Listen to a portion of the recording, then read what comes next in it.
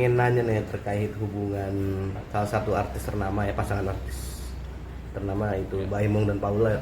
Ya. Kan kabarnya kan hubungan mereka saat ini sedang renggang ya, banyak sekali media memberitakan mereka renggang. Nah, mungkin dari kacamata seorang Ki Kusumo melihat hubungan mereka ini seperti apa sih? Apa permasalahan utama dari mereka gitu? Dalam sebuah rumah tangga, dinamika rumah tangga itu naik dan turun. Kadang jalan lancar, ngebut tekanan tinggi, kadang-kadang kemudian ada konflik, kemudian tiba-tiba muncul orang ketiga, orang keempat, orang kelima, dan lain-lain. Itu biasa dalam hidup. Banyak orang yang menginginkan hidup itu ideal, baik-baik saja, enak-enak saja. Tapi itulah hidup. Kita tidak bisa mengatur arahnya seperti apa. Proses yang namanya keributan, proses yang namanya kesenangan, kegembiraan, kekecewaan, itu bagian dari perjalanan manusia. Jadi kita tidak akan pernah mengalami sesuatu yang namanya senang luar biasa bila mana tidak pernah sesuatu yang namanya menderita. Batasan senang akan terasa manakala kita pernah menderita. Kita nggak pernah tahu enaknya makan ayam itu apa kalau tiap hari makan ayam. Tentu kan kita bisa merasakan nikmatnya makan ayam. Kenapa? Karena ada pembanding. Hari ini saya makan ikan, besok makan tempe, besok makan ayam lagi.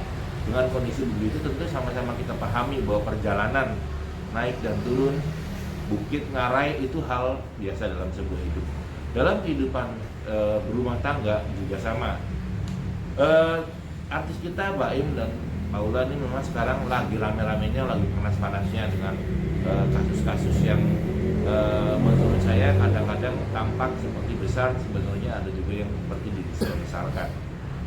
Dari garis yang muncul, mereka tuh ke depan memang ada konflik kecil, tapi tidak sampai membuat mereka sampai lepas. Jadi bahasanya itu begini, kalau orang Jawa bilangnya awet rajet, urusannya banyak tapi iketan terus gitu. Banyak masalahnya A, B, C, dia nempel. Nanti si lakinya ngancam begini, si perempuannya ngancam, nanti adem lagi.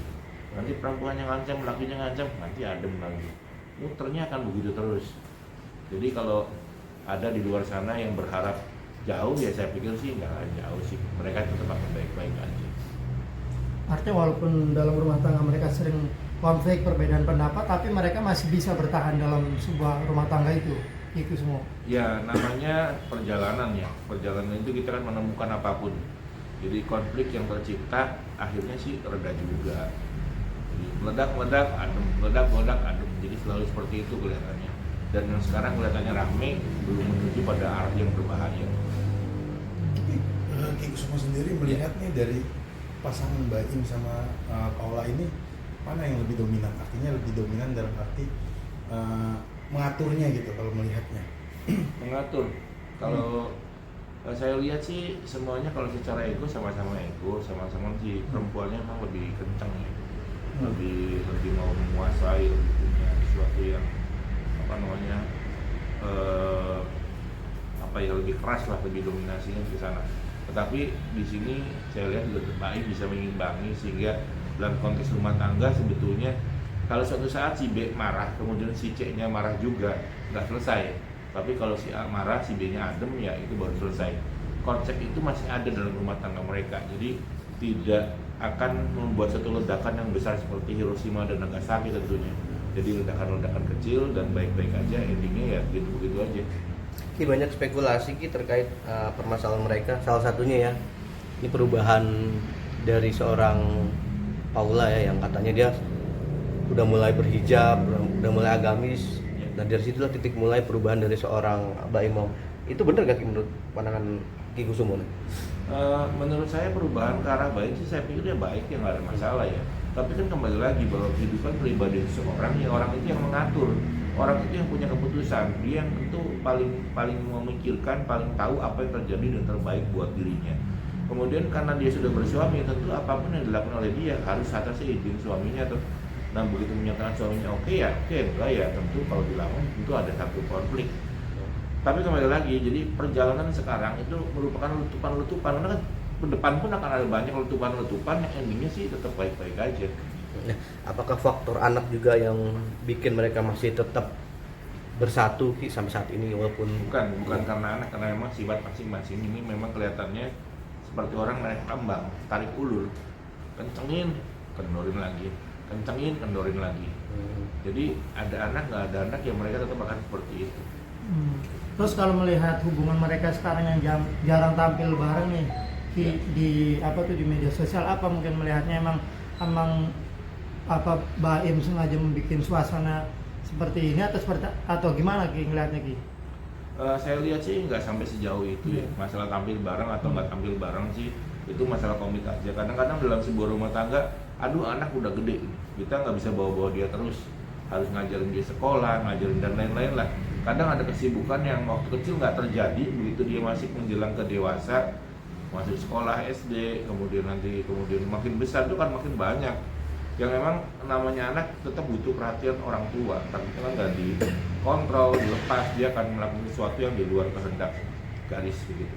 Tapi melihat Ya namanya orang hidup pasti banyak lah. Saya dalam kehidupan saya ada orang ketiga, orang keempat, orang kelima, banyak lagi di pasar penuh tuh, dagang ikan segala macam. Enggak lah, mereka baik-baik aja. Ki itu kan si istrinya sering tuh Baim suka keceplosan tuh kalau di podcast membanding-bandingkan dengan istrinya Raffi Ahmad. Nah itu sebenarnya bagus nggak sih? Dan Banding-bandingkan kan tentu nggak ada yang bagus. Sebab biar bagaimanapun kalau kita bicara sempurna, nggak ada yang pasangannya benar-benar sempurna. Selalu lihat tetangga itu rambutnya lebih terang, lebih indah. Begitu itu sifat manusia. Jadi kalau ditanya kenapa orang itu menikah, bukan mengambil yang sempurna, sebenarnya kan saling memberi, saling menerima, saling memahami kekurangannya, saling menerima kelebihannya, baru terjadi namanya konsep pernikahan. Sekarang kalau kita bicara sempurna tidak sempurna, baik dan tidak baik, ya semua juga pasti ada hal seperti itu. Orang yang paling cantik pun ada nggak cantiknya, itu hukum alam kok. Yin dan yang, panas dan dingin. Di mana ada laki-laki, di mana juga ada perempuan. Kalau kita bicara dia baik banget, buruknya pasti ada. Nggak ada yang semuanya baik. Kalau yang semuanya baik tentu kita kembali ke surga nantinya. mungkin berbicara masalah sio juga nih. Gimana nih perbedaannya kan kalau Baim sendiri kan kelahiran tahun 81, sedangkan Paula ini 87. Artinya mungkin kalau Ki melihat nih ada kecocokan nggak antara Gini, kalau tetangga udah sendiri? menikah sih tentu kita nggak bisa bicara ke sana ya. Kalau udah menikah tentu masing-masing pihak harus selalu saling berusaha mengikat aja. Sebetulnya kalau 6 tahun tuh kurang bagus, tapi kan memang nggak tahu 6 tahunnya nih pas 6 tahun apa lebih. Kalau lebih bulannya lebih ya tentu. April, kalau Baim April, kalau Paula September. Enggak, masih beda tuh. Enggak, belum kena. Jadi artinya dalam hal ini nggak kena pas 6 tahunnya tentu masih ada progres dan itu merupakan sebuah harapan baik.